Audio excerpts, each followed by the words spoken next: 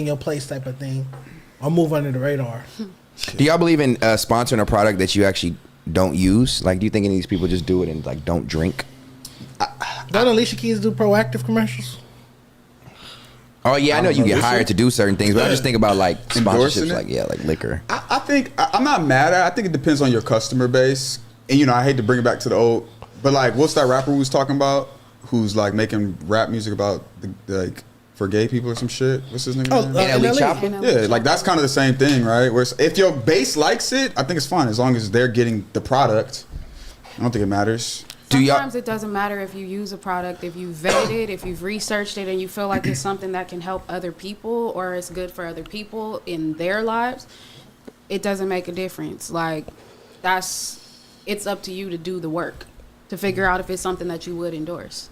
Does Snoop Dogg sit around drinking Coronas all day? Right. You feel me? But He might. still, but what if he don't? Think, right, What if he prefer a different type of beer, but I'm still going to take the Corona check? You feel Let me me? ask y'all then, does celebrity influence y'all? Like if if one of your favorite celebrities has a brand that they're endorsing, do y'all be like, I fuck with them, I want to try it? I don't think it's Yes. for every single person. I think that there are some people that are more heavily influenced by it, so it works for those people. But do I don't y'all think get everybody influenced? is just necessarily looking at it like, oh yeah, I'm gonna do. What's up, guys, man? Join the millions of fans that played on Underdog last year. With their Pick'em game, you can win money by making sports picks. It's time to turn those picks into cash by going higher or lower on player stats like touchdowns, receiving yards, interceptions, and much more. You can win up to 1,000 times your money. Sign up now and deposit using promo code FMW to get $1,000 in bonus cash and a free pick. Don't worry about nothing. One take. This because this person does this. If I see something that somebody that I'm following has, then yeah, maybe I'll be like, okay, that kind of looks cool. But it's not because it looks cool because they're doing it. It's like I saw it because of them. They just like put the light on it put for me you. on the Got game. you, got I you. didn't know about this I always think product about that with influence. I'm until I saw like it. I seen like something so random, like Vivica Fox. She was on a commercial for car insurance. You know that you buy car insurance after in case anything happens. But like, why do you pay Vivica Fox to endorse this product? Do you think Vivica's gonna her fans are gonna make people buy this insurance because of her? She has a specific fan base. That's what I was asking. So her influence, they paid her to influence people and thought that she was gonna bring sales. She is one of the highest grossing actresses of all time. Oh, no shade to her. I'm just And if you think about but- something like a car insurance, you might want to appeal to a older, more responsible, more locked in crowd, and her fan see what base you said. Yeah. is middle aged, African American, middle to That are gonna buy that. They're gonna be great clients. They're not gonna wreck the cars all the time. You don't want Lil Uzi Vert selling your Right. fucking car insurance. Yeah. Hell no. It would just seem so Everybody random. that It was goes like and gets Vivica that, Fox, who like knows? out of nowhere. It's lifestyle. I love You're this. selling lifestyle. Like that's really what it is. The me people see if you I can look up find to, that you're just commercial. looking at their lifestyle, which is crazy. So I think influencer marketing is everything, bro. Yeah, It's gross. I just didn't know how much does it, being that we're in, partially in media, how much does we know what influence is for? How much does it actually influence Bro, us? You know what I'm saying? Even like this platform, my platform, we literally move the culture and affect the way that people think. You gotta understand that, Yeah. and like how they buy and where they put their money. Like that shit is very, very powerful. Yeah, she did the Car Shield commercial. Car shit, okay. Car Shield. No, definitely in media, you got to think every company, a lot of companies want their products on tables. They want podcasters and media people using their products, talking about their products. So influencer marketing is key. That's where the industry is right now. And That's again, where it all is, my yeah. my main point was that is our export. Our cultural export is culture, is marketing, is influence. But at the same time, it's like you can't own that. You know what I mean? It's not our export. Like that can be taken from us. Like it's not really tangible. Because at the end of the day, it's not tangible. The Noke Boys do the same shit. Yeah. Adam 22 do this. Like that's not ours. It's like what is not ours? to the degree that a black person could do it. The black cosign is more effective than No, it's not. In our culture or just in general? in the history of the world. The Who got black more- cosign has always been the beauty standard for women for 1,000 years was because Yeah, of the Queen he right, Cleopatra. though. That's a black woman. Right. Women He right. all over the world make themselves look like That's this, perfectly like somebody fine. they never seen. But once a Taylor Swift comes and takes it, then it doesn't matter. Once they get it, it's no longer ours, which is the problem. Like we can't just we make braids popular, then they take it, then what?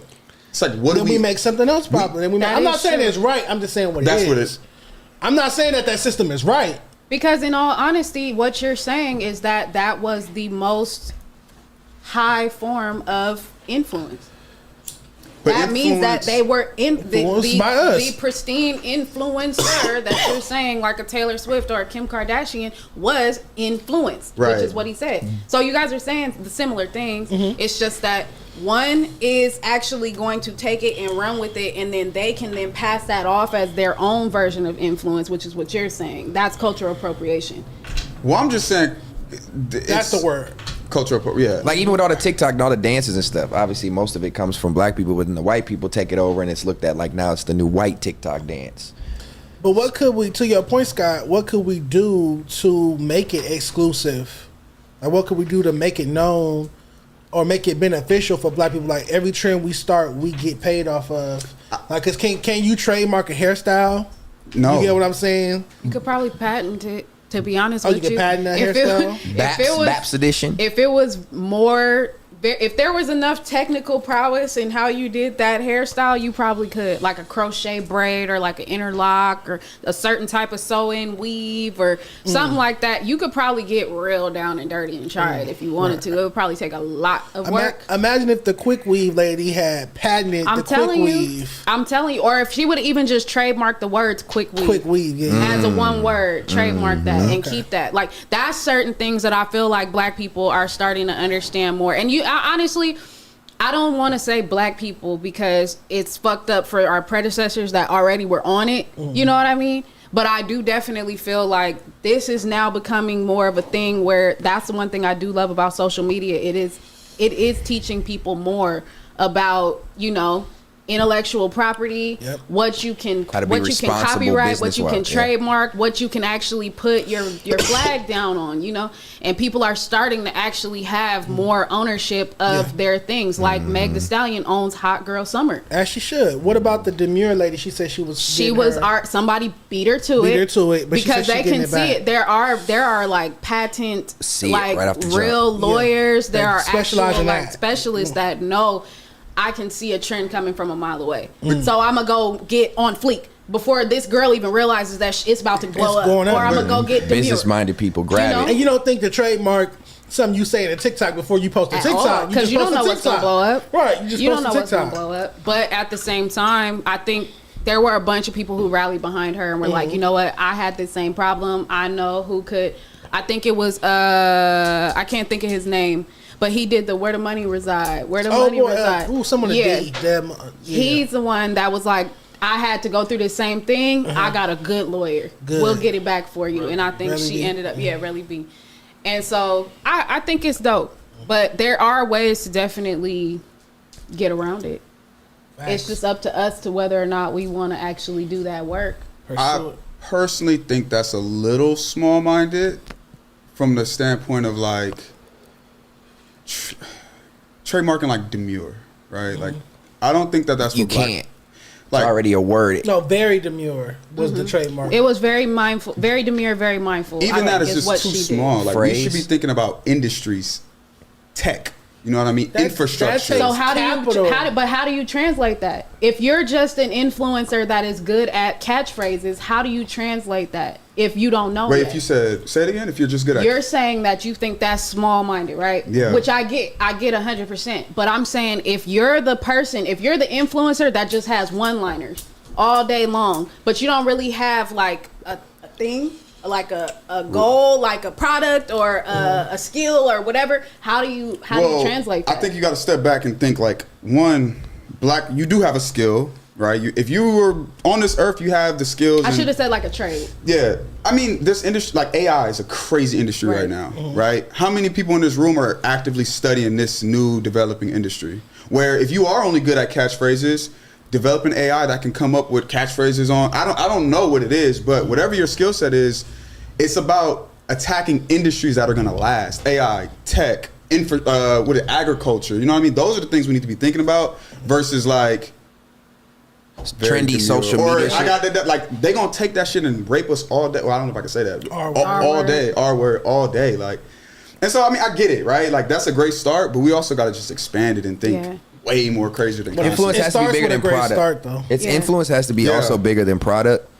I think a lot of times when influencers do things, they forget that they're a personal influence more than just a brand, and there's a lot of effect that goes on to society as well. There's a lot of pressure, and I think there's a lot that comes with that when you're doing that stuff for money. You know what I'm saying? Like, just in general, being trendy, taking trends, everything at the end of the day revolves around it being a business, from trademarking it to, you know, you being the business just representing this word or this brand. So we just got to be careful with, I feel like, our community with what we endorse and what we use to influence, because they already use it against us anyway. Like he was saying, find something that they can't use against us, or it's not cliche like a dance move or a slogan or alcohol or you know, Let's some deeper. Sport. Tyler Perry, what he's doing in Atlanta, like amazing. He's building infrastructure. He's building the next Warner Brothers Studios. 50 Cent. You know what I mean? But they got money and they're already in positions. You know what I'm saying? So a lot of people who don't have that access, it's hard, right?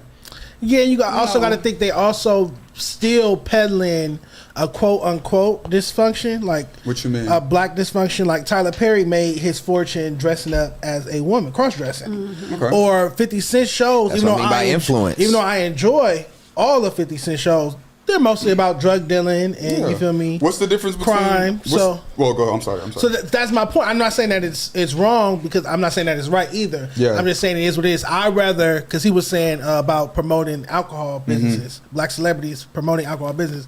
I'd rather us make money off our dysfunction than other races make money off our dysfunctions, is what I'm saying. Because people are going to drink regardless. People are going to do XYZ regardless. So Yeah. all the fucking time. I don't go watch them. Yeah. But y'all be watching them slave movies. Yeah. I ain't see Harriet. How do you guys feel? What's the dude who owns? Damn, I can't even think about it. I lost it. I can't think about it. Though. I'm sorry. We got some fair to says. Yeah, we do. But actually, before we get into fair to say, today is September 13th, so I want to make sure I give a huge heavenly shout out to Tupac.